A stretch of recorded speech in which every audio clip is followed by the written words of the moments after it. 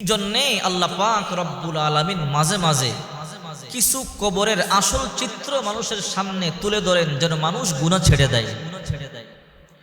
পাকিস্তানের একটি ঘটনা শুনলে আশ্চর্য হয়ে যাবেন। আগের জমানায় যখন আমাদের বাপ দাদারা জমির মধ্যে কাজ করত, এখনো প্রত্যন্ত অঞ্চলের মধ্যে সেই নিয়মটা আছে, যখন সকালবেলা কাজে চলে যায় মা দাদিদেরকে বলে যাইতো, কাজে চলে গেলাম, দুপুরবেলা খাবারটা জমির মধ্যে পৌঁছাইয়া দিও, কারো মাধ্যমে জমির মধ্যে খাবারটা পাঠাইয়া দিও। এখনো গ্রাম অঞ্চলে, বিভিন্ন গ্রাম অঞ্চলে দেখবেন যখন কৃষকেরা কাজের জন্য জমিতে চলে যায়, বলে যায় দুপুরবেলা খাবারটা পাঠাইয়া দিও, দুপুরে বাড়িতে আসতে পারবো না। পাকিস্তানের একটা কৃষক কাজ করবার জন্য যখন জমিতে চলে যায়, যাওয়ার সময় বিবিরে বলে, বিবি দুপুরবেলা বাড়িতে আসতে পারবো না, খাবারটা পাঠাইয়া দিও। বিবি তখন বলল, স্বামী আমার টেনশন করবেন না, দুপুরবেলা আমি জমিতে আপনার জন্য খাবার পাঠাইয়া দিব। ওই আল্লাহর বান্দা, বাস্তব ঘটনা, কাজ করবার জন্য জমিতে চলে গেল। ওই আল্লাহর বান্দা নেককার মানুষ, নামাজি মানুষ, জমিতে কাজ শুরু করে দিয়েছে। যখন দুপুর হয়ে গেল, জোহরের আজান শুরু হয়ে গেল, ওই আল্লাহর বান্দা কাজ বন্ধ করে দিল। আল্লাহর বান্দা মনে মনে চিন্তা করে, জোহরের নামাজটা আদায় করি, কিছুক্ষণ পর খাবার আসবে, খাবার খাবো, একটু রেস্ট করে আবার কাজ শুরু করে দিব। ওই আল্লাহর বান্দা নামাজের জন্য প্রস্তুতি গ্রহণ করলেন, ওযু বানাইলেন। পাশেই ছিল একটা কবরস্থান, নতুন একটা কবরের পাশে নামাজের জন্য দাঁড়াইয়া গেল। ওই আল্লাহর বান্দা যখন নামাজের মধ্যে দাঁড়াইয়া গেল, ওই আল্লাহর বান্দা নামাজ আদায় করলেন। নামাজ আদায় করিয়া বসে আছে, এখনো পর্যন্ত খাবার আসে না। আল্লাহর বান্দা মনে মনে চিন্তা করে, মনে হয় আরেকটু পর খাবার আসবে, কিন্তু খাবার তো আসতেছে না। আল্লাহর বান্দা অপেক্ষা করতেছে, অপেক্ষা করতে করতে যখন বুঝলো খাবার আসবে না, মনে হয় ভুলে গেছে, অথবা বিবি মনে হয় কোনো মানুষ পায় নাই, এই জন্য আল্লাহর বান্দা আবার কাজ শুরু করে দিয়েছে। ওই আল্লাহর বান্দা কাজ করতে করতে আসরের সময় হয়ে গেল, আসরের আজান দিয়া দিল। আল্লাহর বান্দা মনে মনে চিন্তা করে, খাবার যেহেতু আসলো না, আসরের আজান শুরু হয়ে গেল, ওযু বানাইয়ে নামাজটা আদায় করে নেই, নামাজটা আদায় করিয়ে বাড়িতে চলে যাব। ওই আল্লাহর বান্দা আসরের নামাজের ওযু বানাইলেন, নামাজ আদায় করবার জন্য নামাজের জন্য দাঁড়াইয়া গেলেন। পাশেই ছিল একটা নতুন কবর। ওই আল্লাহর বান্দা নামাজের মধ্যে দাঁড়াইয়া যখন কেরাত পড়া শুরু করলেন, রুকু করলেন, সাজদা করলেন, আশ্চর্য ঘটনা, সাজদার মধ্যে যখন গেলেন, আল্লাহর বান্দা শুনতেছে কবরের মধ্যে কে যেন বলতেছে, মাই জিন্দা হু মুঝকো কবর সে নিকালো, মাই জিন্দা হু মুঝকো কবর সে নিকালো।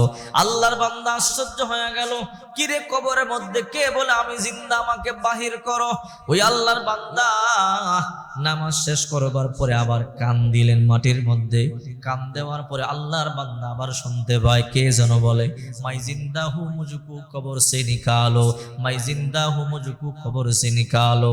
আল্লাহর বান্দা যখন ইয়াকিন হইল নিশ্চয়ই কবরের মধ্যে যে আছে সে জীবিত, ওই আল্লাহর বান্দা মনে মনে চিন্তা করলো, এই অবস্থায় আমি রাইখা যাইতে পারি না।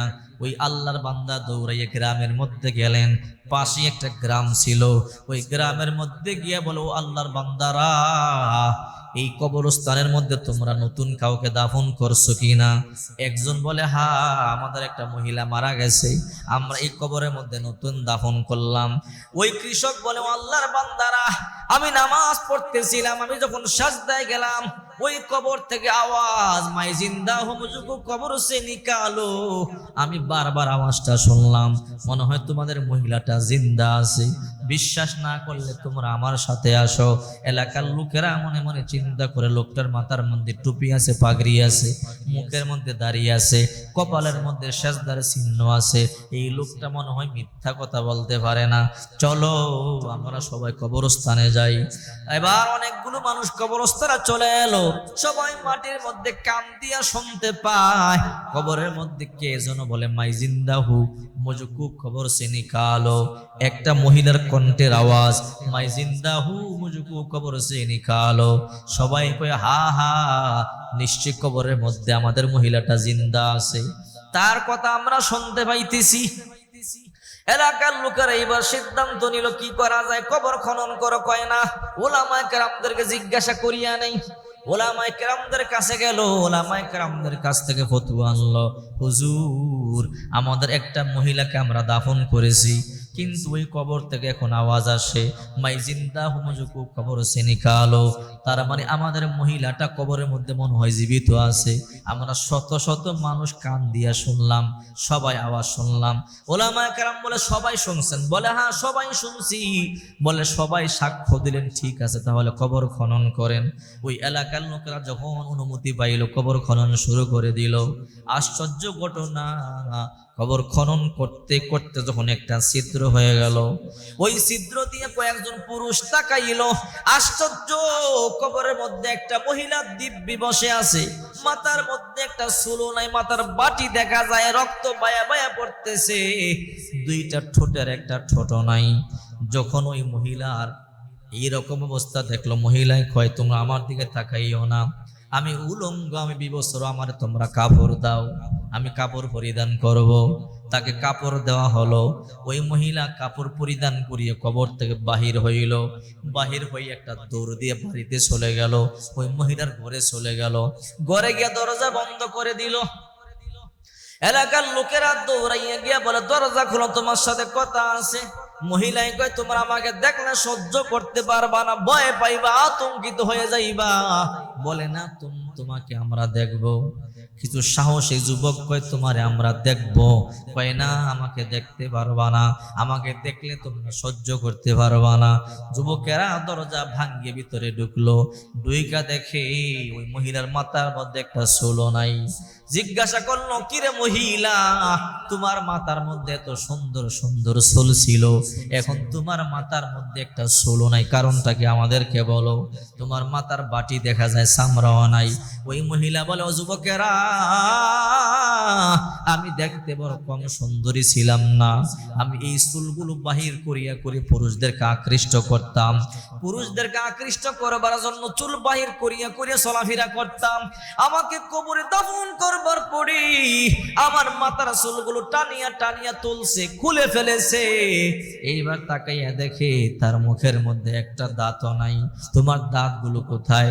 বলে, এই দাঁত বের করিয়া খিলখিল করিয়া আমি হাসতাম, এই জন্য আমার দাঁতগুলো টানিয়া টানিয়া খুলিয়া ফেলছে।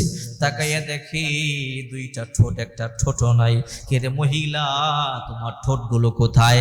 বলে, আমি ঠোঁটের মধ্যে লিপস্টিক লাগাইয়া পুরুষদেরকে আকৃষ্ট করবার জন্য চলাফেরা করতাম, আমার ঠোঁটগুলো টানিয়া টানিয়া ছিঁড়ে ফেলছি। হাতের মধ্যে পায়ের মধ্যে একটা নখ নাই, তোমার নখগুলো কোথায়? এই নখের মধ্যে নীল পালিশ লাগাইয়া পুরুষদেরকে আকৃষ্ট করিয়া করিয়া চলতাম, আমার নখগুলো টানিয়া টানিয়া খসাইয়া ফেলছে। আহারে, দেহের মধ্যে চামড়া নাই, হাড্ডিগুলো দেখা যায়, এই চামড়া দেখাইয়া দেখাইয়া পুরুষদেরকে আকৃষ্ট করতাম। কিছুক্ষণের মধ্যেই মেয়েটা মারা যায়। এই বিবৃতি দেওয়ার পরেই মেয়েটা মারা যায়। আবার এলাকার লোকেরা তারা গিয়ে দাফন করিয়া দেয়। এই জন্য আল্লাহ পাক রব্বুল আলামিন এই দুনিয়ার মধ্যে মাঝে মাঝে এমন কিছু চিত্র মানুষদেরকে দেখায়, যারা এগুলো দেখার পরে মানুষ হেদায়েত পায়, গুনাহ ছাড়িয়া দেয়। এই জন্য মাঝে মাঝে দেখবেন কবরের মধ্যে দাও দাও করে আগুন জ্বলে, দাও দাও করে আগুন। আবার কারো কারো কবরের মধ্যে জান্নাতের খুশবু। আর চিটগং মুফতি ফয়জুল্লাহ রহমাতুল্লাহ আলাইহি কবর থেকে জান্নাতে খুশবু। মানুষেরা মাটিগুলো নিয়ে যায়, ওলামায়ে কেরাম চোখের পানিগুলো সারিয়া কান্না করে বলে, আল্লাহ এই জান্নাতি খুশবু বন্ধ করে দাও, নতুবা মানুষ মাটি নিয়ে নিয়ে শিরিক করবে। আহারে, আবার দেখছেন সিরাজগঞ্জে কবরের মধ্যে দাও দাও দাও দাও করিয়া আগুন। মুন্সিগঞ্জে কবরের মধ্যে আযাব। এই রকম মাঝে মাঝে আল্লাহ পাক রব্বুল আলামিন কবরের আযাব তুলে ধরেন, যেন মানুষ গুনাহগুলো ছেড়ে দেয়।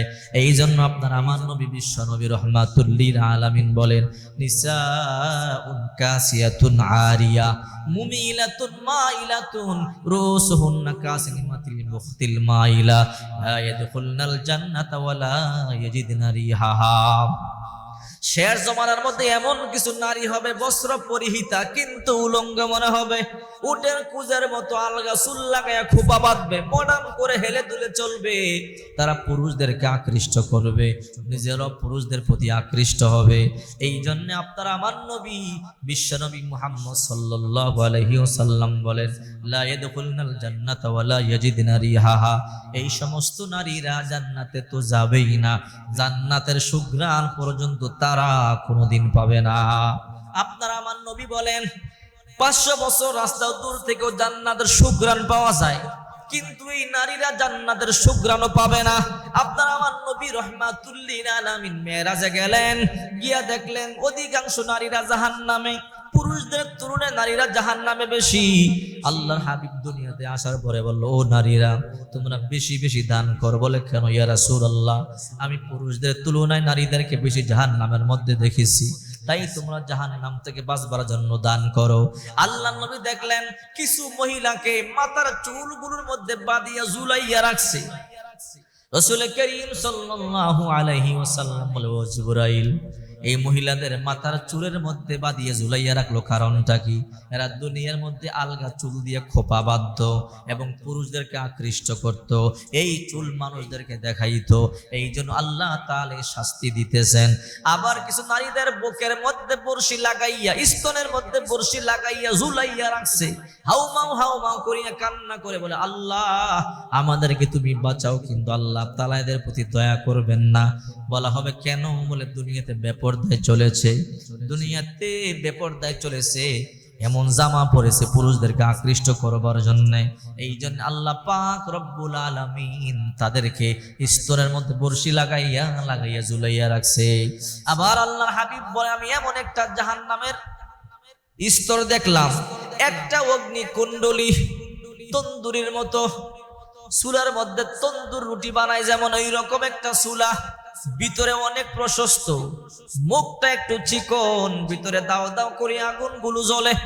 কিছু নারী পুরুষ উলঙ্গ অবস্থায় আগুনের মধ্যে পড়ে হাউমাউ করিয়া চিৎকার করতেছে। আগুনের লেলিহান উপরে যায়, তারাও পড়ে যায়, আগুনের লেলিহান নিচে যায়, তারাও নিচে যায়, এইরকম হাউমাউ করিয়া করিয়া চিৎকার করতেছে। রাসূল করিম সাল্লাল্লাহু আলাইহি ওয়াসাল্লাম বলে, জিবরাইল, এদেরকে এমন জাহান্নামের আযাব কেন দেওয়া হইতেছে? ওগো নবীজি, দুনিয়াতে বেপরদায় চলতো, এই জন্য আল্লাহ পাক রব্বুল আলামিন এমন কঠিন শাস্তি তাদেরকে দিতেছে। তারা জিনা করেছে, পরকিয়া করেছে। এই জন্য মা বোনদেরকে বলবো, ও মা বোনেরা, আমার মাইকের আওয়াজ যত দূর পর্যন্ত যায়, আল্লাহর দোহাই করে বলি, আর বেপরদায় চলবেন না, নামাজ ছাড়বেন না, স্বামীর খেদমত করবেন, পর্দায় চলবেন। রাসূল করিম সাল্লাল্লাহু আলাইহি ওয়াসাল্লাম বলেন, যে নারী মাত্র 4টা কাজ করবে, জান্নাতের যে দরজা দিয়ে খুশি ওই দরজা দিয়া জান্নাতে ঢুকে যাবে। 1 নাম্বার 5 ওয়াক্ত নামাজ, 2 নম্বরে রমজান মাসের রোজা, 3 নম্বরে সতীত্বের হেফাজত, 4 নম্বরে স্বামীর খেদমত। এই 4 কাজ যে নারী করবে, জান্নাতের যে দরজা দিয়ে খুশি ওই দরজা দিয়া জান্নাতে ঢুকে যাবে।